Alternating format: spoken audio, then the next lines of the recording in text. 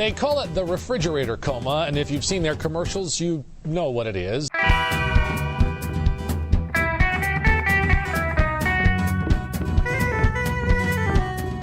The refrigerator coma is what happens when somebody opens up the refrigerator and has no idea what to have for dinner, just sit there and stare.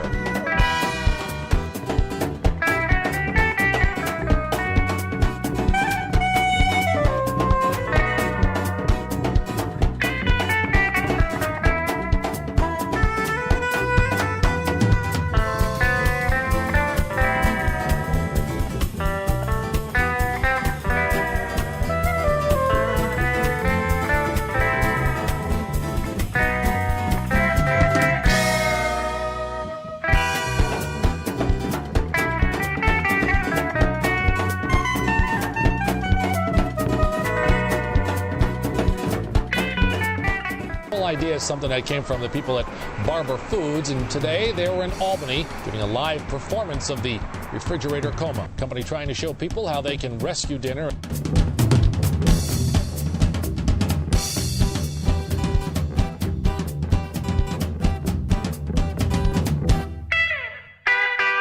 Barber stuffed chicken, dinner rescued.